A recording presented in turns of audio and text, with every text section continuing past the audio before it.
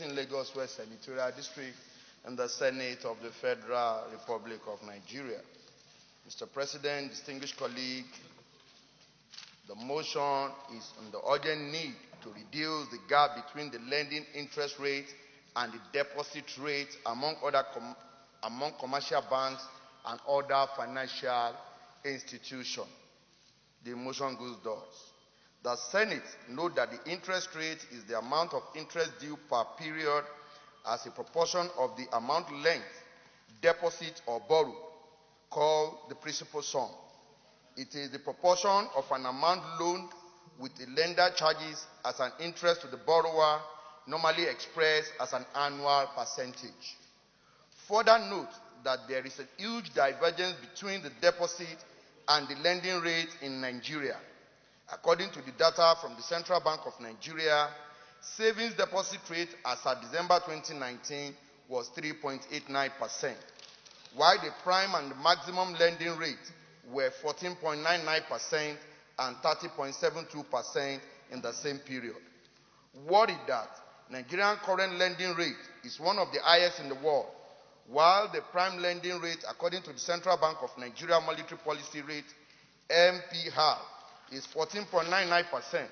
Loans are available in commercial banks and other banks at an interest rate of between 22 and 27%. Further worried that Nigeria inflationary rate has risen to 11.98% as of December 2019. This is the highest inflation between January and December 2019. Latest data from the National Bureau of Statistics also shows that the inflation rate further rose from 11.98% in December 2019 to 12.13% in January 2020. The development negatively affects the deposit of commercial bank customers very negatively, in addition to the low interest rates on deposit. Disturbed that the interest rate spread in some African countries are not as wide as that of Nigeria. For instance, Kenya, the deposit rate, saving rate, and the lending rate as of December 2019 were between 6.89% and 4.58% and 12.47% respectively. South Africa overnight deposit rate and lending rate as of February 28, 2020 were between 6.34% and 9.75% respectively. Further disturbed that the base rate in India ranges from 8.45% to 9.40%, vis-a-vis a saving deposit rate of 3.25% to 3.50%. Fixed deposit rate in India interest rate range from 4.50% to 5.75% per annum for deposit, with a tenure of 7 days to less than 365 days. These deposits are known as short-term deposits as they have a tenure of less than 1 year. Short-term Indian bank fixed deposit rate for senior citizens ranges from 5.00% to 6.25% per annum. But the Central Bank of Nigeria is yet to borrow from these good practices of this country to improve our economy and protect the interests of depositors, some of whom are elderly pensioners. Aware that the Central Bank of Nigeria is the apex regulatory body for banks and other financial institutions in Nigeria. It is also responsible for setting the bank rate upon which all other interest rates are based. Further aware that the Central Bank of Nigeria has not done enough in balancing the deposit rate and lending rate with the goal of encouraging savings. Concerned that the higher interest rates, interest payment, or credit card and loans are more expensive.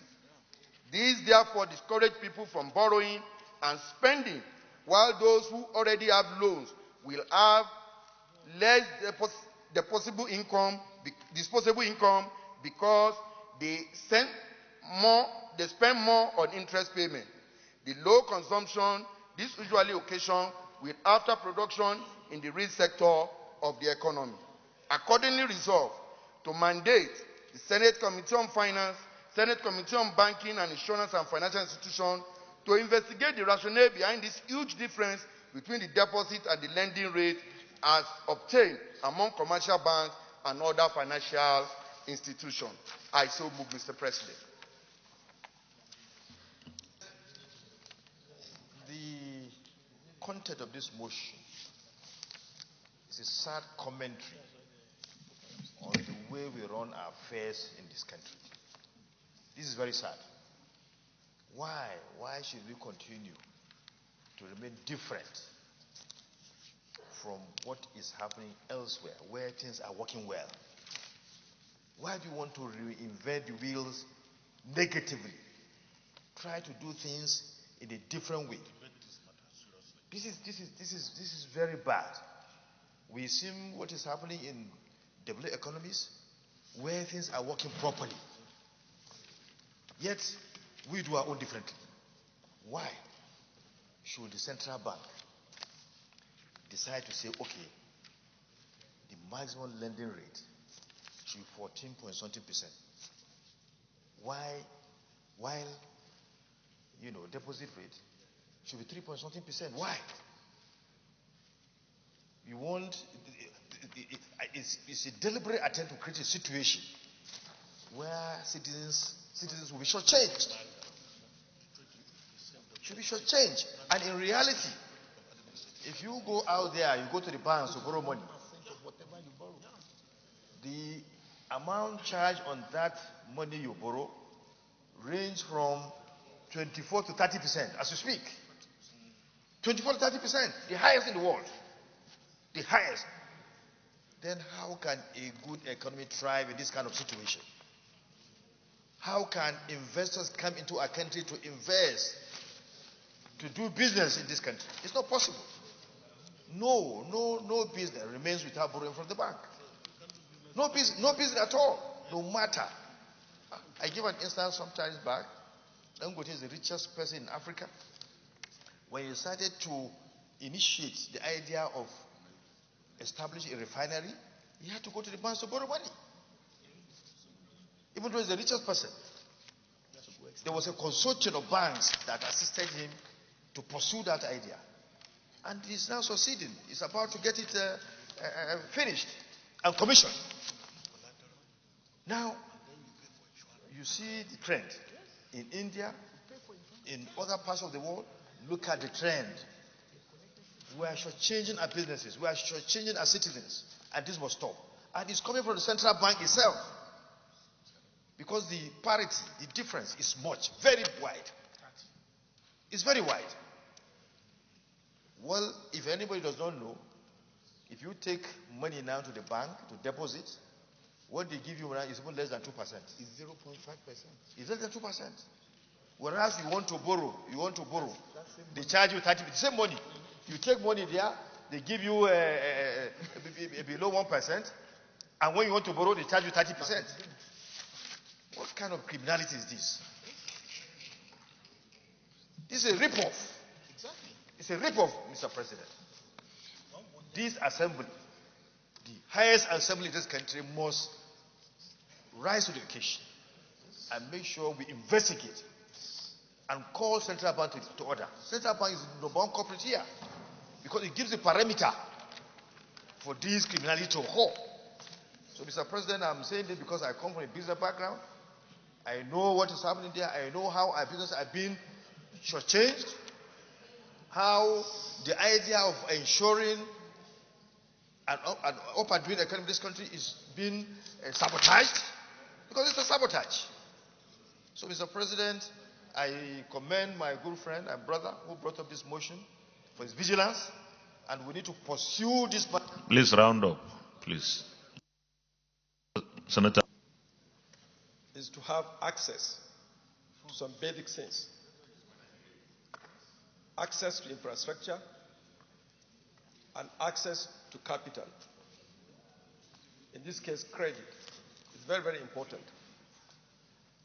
If the only way you can get credit, the only way you can borrow money is at 22%, it makes it very, very difficult to turn around that money and be able to pay the banks. Now, in a globalized environment, This is completely killing that business. In Nigeria, if a company borrows 22% and a foreigner comes in with capital that he has taken from Europe or America at 3 to 5%, tell me how you can compete with him. You would end up buying the same raw materials to produce in the same locality, while his source of funds is 3-5% and yours is 25%. How can you grow? How can you compete? The answer is impossible. That's why most of our industries are not working. Those that are working are finding ways to change and divert, or get some incentives from government and illegally and all. That's why we are proposing this industrial development tax bill in the first place. Now, Mr. President, in the Western world, you will see a millionaire, a billionaire that wants to establish an industry. He has 1 billion in his pocket, but he's not going to take that money and do it. He will go to the bank and ask the bank to finance it. Why? Because there's cheap source of fund. Unless we stand up, unless we make the necessary corrections here, we can go wherever we want to go and come back. Our industries will remain dead. Or they will just be producing. Even now, if you go to industries, the most performing industries are owned by foreigners. All they require, the European Union, if you want to come to Africa as a European, the European Union will finance your business 80% at 2 to 3%. You go to any machinery manufacturing company, you will take those machines on credit. If you want to do the same business in Nigeria, you have to go to Europe, buy the machines at 100% the cost, and bring them over to Nigeria. So, Mr. President, if we don't do something about it, we'll continue killing investment, we'll continue patronizing short-term development in this country. Industry requires long-term funding. Long-term funding requires soft facilities and loans. Thank you very much. The Deputy. Because of the important role it will play in reducing the pains the common man go through in trying to save money in our modern banking setting. Mr. President, the idea behind banking from the beginning, by those who put these ideas together, I'm talking about the Knight Templars from the beginning actually, was to see that the common man developed a sense of saving and this money will be secured. But as events went on in ages, this trend has changed to look like an avenue to exploit the common man. This is very, very wrong. And the argument put forward by our brother here is quite compelling and persuasive. Such as when I first read through, I was of the opinion that it's so compelling that it will require even an amendment of the CBN Act. But when I saw the prayer, and I was consoled that, of course, it may lead us there, by the way, with a gradual understanding of what is set forth.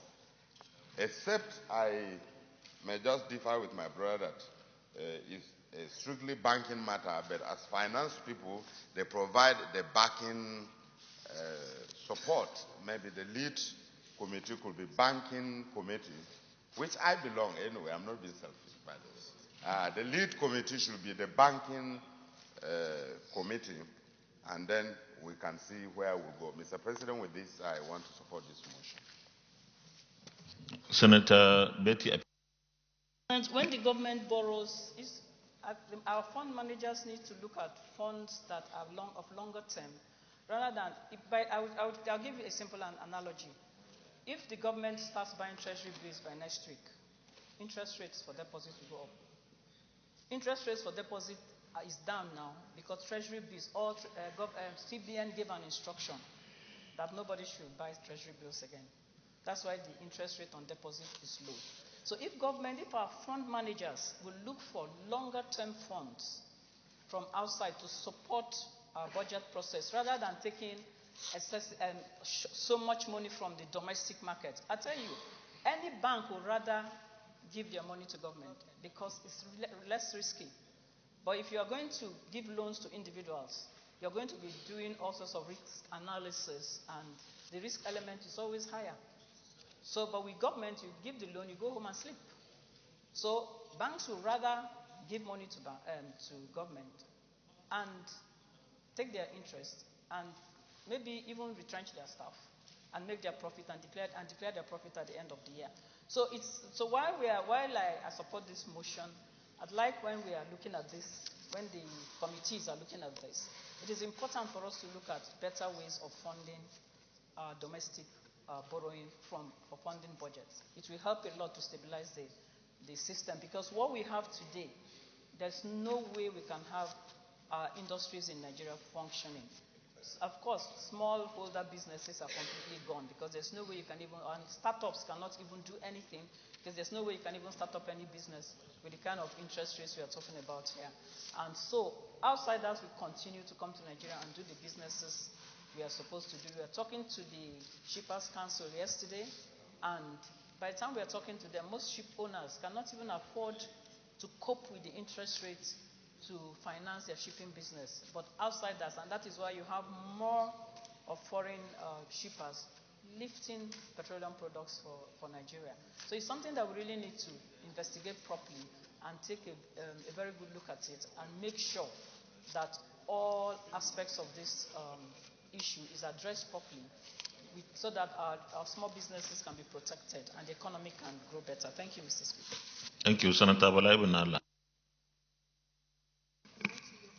Their rooms or within the comfort of their office to churn out policy for the nation. We are in trouble.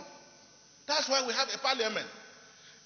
On an issue of this nature, I expected the Central Bank of Nigeria to approach the parliament and say, this is what we intend to do, this is what the result, and then we can advise. We can advise. I will give you an example, sir. Last week, the latest of the policies of the Central Bank was that you cannot you cannot transfer from your domiciliary account, to a third party. I will tell you the immediate consequence. We have told Nigerians, and it's our law, that no company in Nigeria can charge in foreign currency. Mr. President, everyone who travels here buys airline ticket in Naira. Now, if you look at the prohibited list of the same central bank, these are classes of people that cannot buy forex from central bank. And then they have bureau de change where you can go and buy. So what it means is that even if you want to buy spare parts, you cannot send money to buy spare parts. That's what it is. The same central bank is saying you cannot transfer more than 10,000. I don't know the wisdom in that. Mr. President, if you have a component part for an aircraft, for example, that costs 100,000, that we call AOG, aircraft on ground. So it will take you 10 weeks to be able to transfer $100,000 for the purpose of buying that component.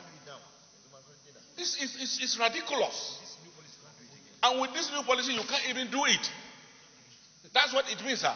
So the consequence of that is that we have a policy decision that indirectly want to take out of business a lot of services that are being rendered to Nigerians. Mr. President, we must take this matter seriously. Why I'm disturbed is that while government is thinking along the line of making things easy for the people who serve in the same government are coming out with policies based on personal interest to frustrate the action of government. I have tried my best to find why should anybody in his right sense come out with this kind of policies. Doesn't he know the consequences? Can't he analyze? In which world is he living? I don't understand. So when I heard it, it sounds rhapsodic enough for me to go back to my bed and say something is definitely wrong. Mr. President, 80% of decisions of people in government are taken based on personal interest, and this we must reverse. And the only institution that is capable of reversing it is the parliament. And I think that under your guidance, we must take decisive action to ensure that policies of this nature are tabled before the parliament before they can be turned out to the public. It's very, very sad, Mr. President. Thank you very much. Well, before I call on, it's this same parliament that gives mandate to organizations to act or regulate or operate in certain ways. What is expected of the parliament is when something is wrong in a decision taken by an organization, is for parliament to invite such an organization for an explanation. But we cannot insist that before any decision is taken or any policy is pronounced, that we must be able to sanction it first. Ours is to ensure there is no any law or policy that will make life difficult for our people. But we give that mandate because of, in the spirit of separation of powers. But I agree with you completely that we must be alive and alert to our responsibilities. As soon as we hear something that is not in the interest of our people, in our judgment, we should invite such an organization. Our committees are there. The issues you raised, the central bank is under the supervision of the Committee on Banking, Insurance, and other financial institutions. We talk to them and find out what are the rationale. If we are not satisfied, we can say, well, you can either stop the implementation or reverse it completely. So I agree with you, but I think we need to sit up ourselves. Senator Ibrahim Govir. Thank you very much, Your Excellency, distinguished colleagues. SME to survive in this country, then the interest rate must be a single digit. If it is not a single digit, I'm sorry, no SME is going to survive. Because there are two issues that actually border on this. The issue of power supply and then the issue of interest rate. Power supply, actually, there is nothing we can do because we have to go through the generating sets we have to provide the captive power. But the issue of CBF is the one that can assist us because the interest rate given by the banks is indexed on the MRR of the CBN. And therefore, CBN has to give very good MRR so that the other banks can follow suit. And therefore, the single digit is the only solution. Now, let's give you an example. We had a situation when we were trying to rehabilitate one cement plant. We got a loan of about, a 30% rate, while the foreigners got their own on 0.25 from America. Now, they wanted to put the same thing here, and then they said, okay, if they put their money, they would also charge us the same amount of money we are being charged by the Nigerian bank. So which means, head or tail, they will win and we will lose. So I think it's very important we look at this issue so that really we try to make it as simple as possible and then make SME more lucrative for Nigerians to operate. And by the time we do that, certainly, it's going to help us and then it's going to revolutionize industrialization in this country. So I support this bill because of its importance. Simple economics all over the world, they will tell you that, look, by the time your interest rate is more than 1 digit, you are inviting what is called recession. It must not be more than 1 digit. 30%?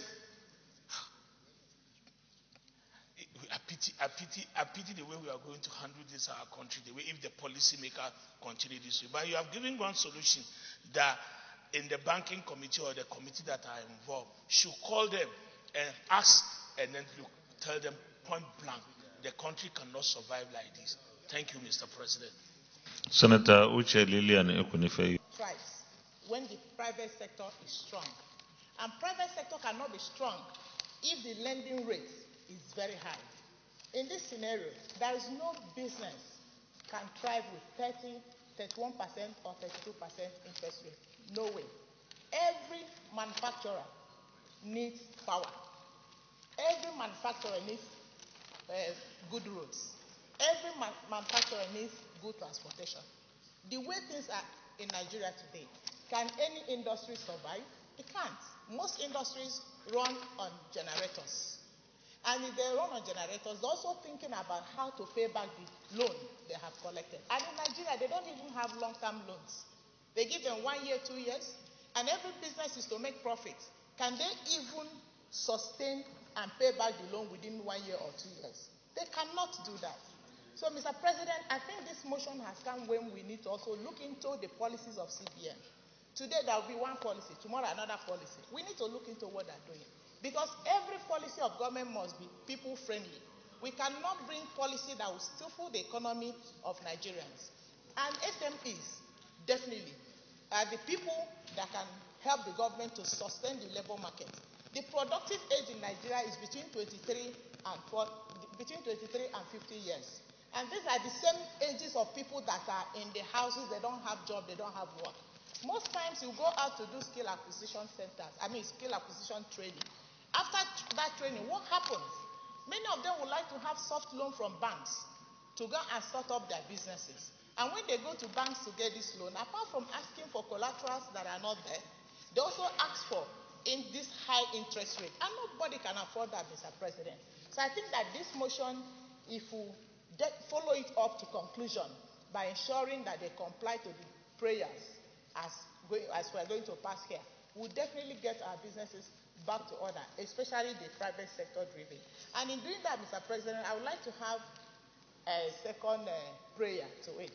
I have a second prayer to add to the already made prayer. So I support this motion, and I believe that this is what will help us to balance the disparity between the lending rate and deposit rate. And also, when somebody deposits something like 100 million, the person will get about 1.5% or 3% highest interest rate. The same person will go to bank to borrow 100 million. You'll be paying 32%. Because why I said 32% is that we have not even added the upfront rate, like charges and other rates that you add before you even take the loan from the bank. So I support this, and I believe that this is the only thing that can help us grow and sustain our economy. Thank you, Mr. President. Thank you. Last. So the motion. Distinguished colleagues, I happen to have the knowledge of this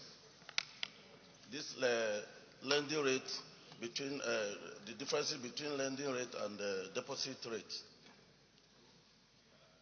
It is so killing to our businessmen, both large-scale and small-scale businesses in the country. Our businessmen are suffocating as a result of high interest rates.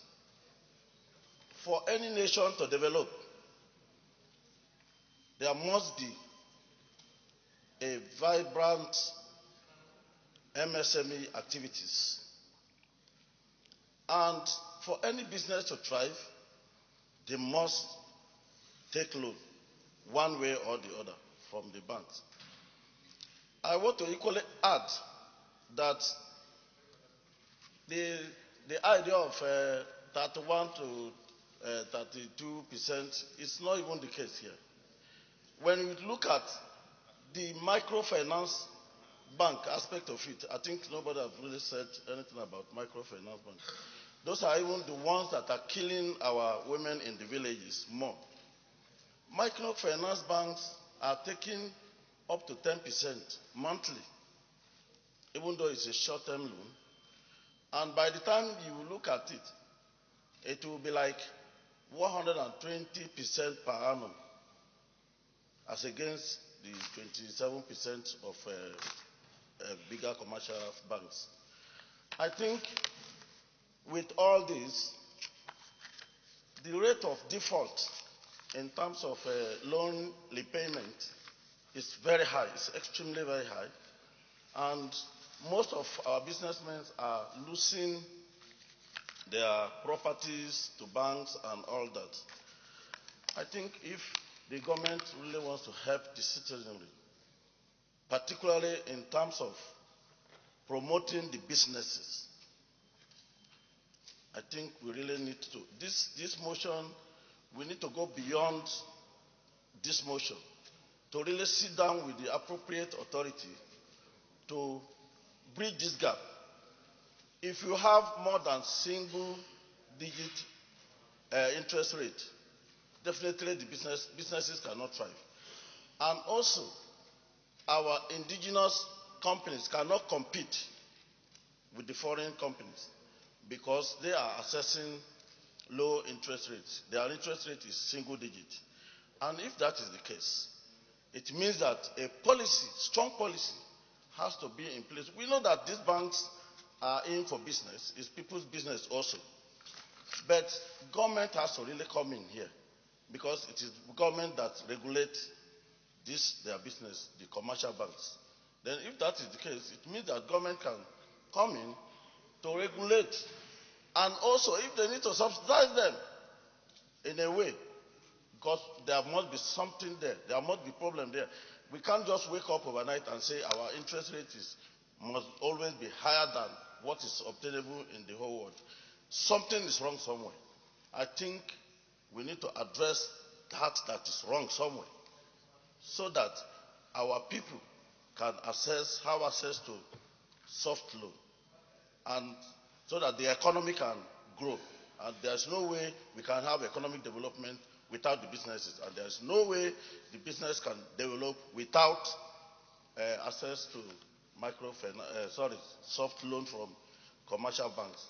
I think we need to look at this properly and bridge the gap. Thank you, Mr. Thank you very much. The Senate accordingly resolves to mandate the Senate Committee on Finance and Senate Committee on Banking, Insurance and Financial Institutions to investigate the rationale behind the huge difference between deposit and lending interest rates as obtained among commercial banks and other financial institutions. Those in favor of this prayer say aye. Those against say nay. Amendment. The lead committee is the Senate Committee on Banking, Insurance and Financial Institutions, and they work with the Senate Committee on Finance. Additional prayer. Finance Committee means that we give a resolution or an order or directive. So somebody follows up to see what it is. We are yet to do anything here. So I think, in my opinion, it is when we pass this resolution and the committee finishes its work, the Senate takes a resolution, and then our compliance committee will now try to see if the resolution is respected. That's the way, but if you want me to put the question, I can. Okay, any seconder? Yeah, of course, good neighbor. Senator Betty Jocelyn Apiafi. Mr. President, my distinguished colleagues, I rise to support the motion that compliance committee be included as part of the committees to investigate. Thank you. Second. There is still a chance to withdraw this. There is still a chance to withdraw this amendment. Well, you know, I'm always on the side of the ladies. Okay, apparently Betty, the seconder, is campaigning, but I will put the question now that it appears you have finished the campaign. So those in favor of prayer 1 as amended by the very distinguished Senator Odua, as seconded by Piafi, say aye. Those against say nay. The ayes have it.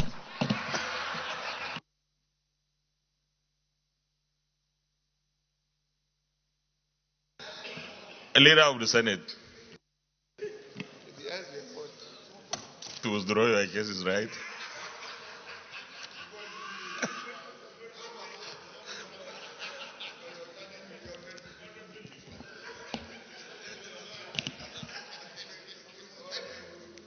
If you don't, the fine will be 100 million, not 10 million. Well, the second letter is from Deputy Minority Leader, Golden Jubilee Dinner. This is to. I want to also remind us, before I put the question, that the burial of our late colleague, Senator Ignatius Long John, will be on the 2nd, that is Monday next week, in Plateau State. So, for those who are able to